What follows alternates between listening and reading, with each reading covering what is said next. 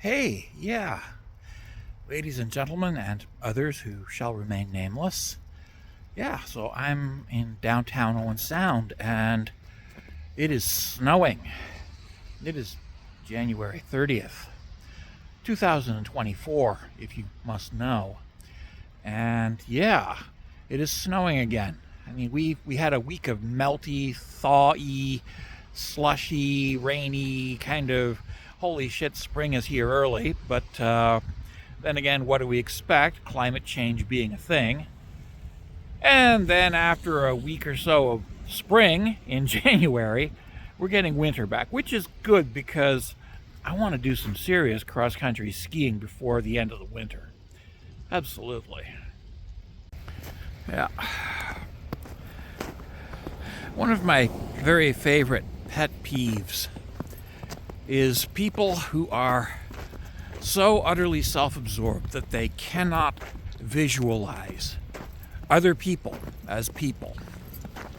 And it doesn't matter how extreme or mild your form of this is, if you cannot acknowledge the basic humanity of other people, you have a problem.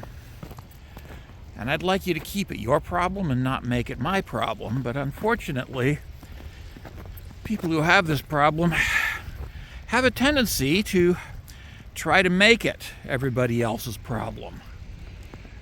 And when you make it everybody else's problem, then it becomes a real problem. When I was young, we had Reaganomics. The idea that if you feed the rich, eventually the poor will get fat. It was nonsense then, and it's nonsense now. But in order to feed the rich, you had to take food away from the poor. This was the whole point.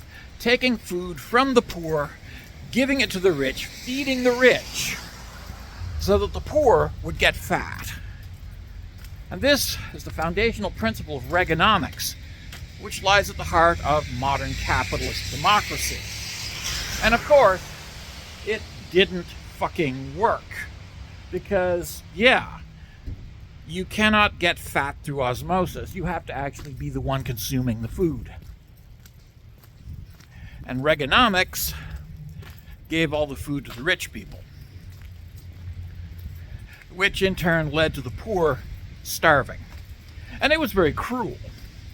And of course, there had to be law and order, which meant, incidentally, that police were to be unquestionable, unchallengeable, and undoubtable. You had to be blindly obedient to them, submissive, subservient, absolutely cooperative or else. And if a few innocent bystanders' lives were devastated, oh well, that's just the price of law and order. Yeah. And of course, capitalist democracy needed materials, and these materials came from small, weak countries in Central America, Asia, Africa, and the Middle East. So if a few countries had to be destroyed and a few million little brown people had to be massacred, that was just the unfortunate consequence of the necessity of making sure that there was enough gas to run your giant gas-guzzling SUV. Aren't you glad you have capitalist democracy? Yep. Cruelty wasn't the point yet. It was just a consequence. The inevitable, natural consequence of capitalist democracy and its penchant for nation building. The 1980s did see a dramatic shift in social and political thinking, in which the Overton window, that is, the mainstream, shifted drastically to the far right, meaning that ideas that were once considered lunatic fringe right-wing batshittery came to be seen as the norm, and ideas that had once been considered moderate and centrist came to be seen as extremely left-wing. Yeah.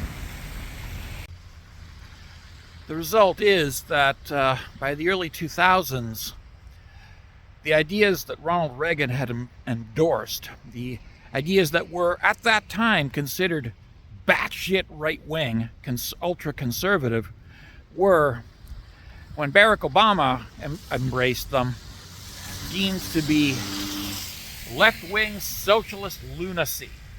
Yeah.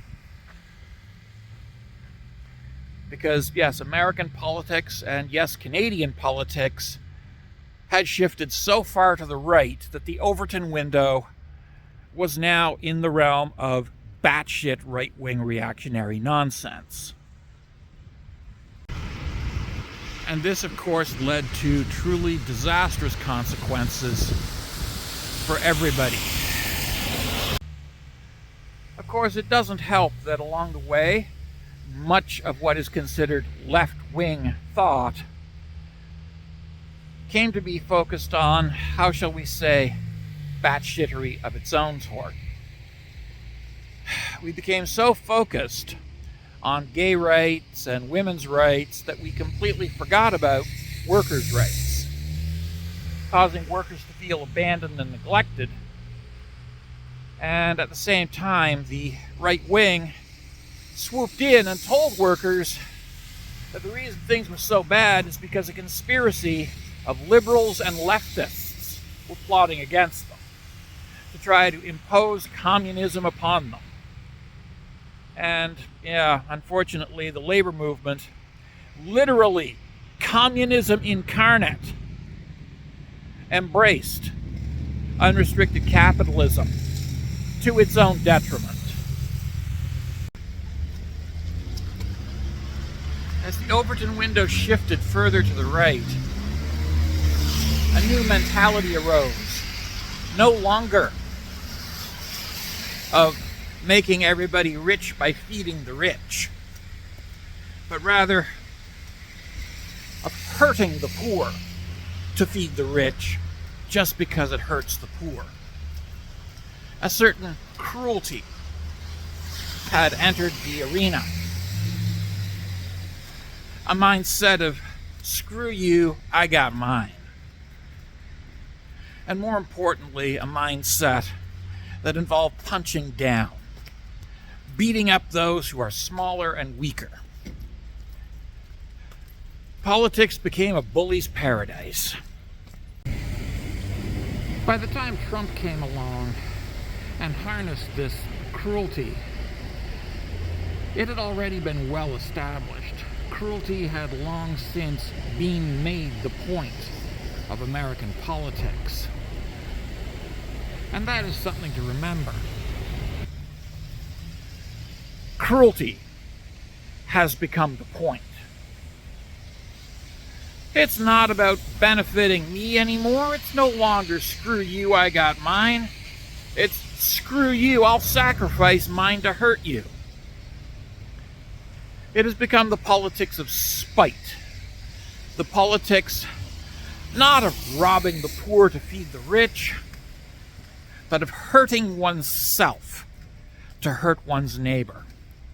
Of burning down one's own house to ruin one's neighbor's garden party. Cruelty, even at the cost of one's own well-being, has become the point of modern right-wing political thought. It is no longer about survival or getting rich or reaping the benefits of the system. It has become about just hurting somebody else. And if you have to hurt yourself to do it, then so be it. Cruelty, pointless, senseless cruelty, has become the point of modern right-wing thinking. In such an age of cruelty, where is compassion? Where indeed is compassion?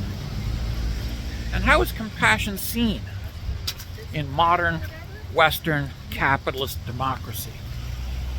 Well, the sad truth is, compassion is seen as weakness. And everybody wants to be strong, and they want to prove how strong they are by beating up on everybody who's smaller than they are. Because cruelty is the point. Cruelty is the point.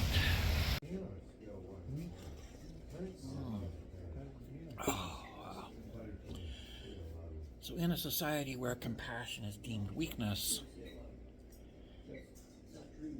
how are we supposed to treat those who are weak? Well, unfortunately, the answer seems to be with as much cruelty as can be mustered.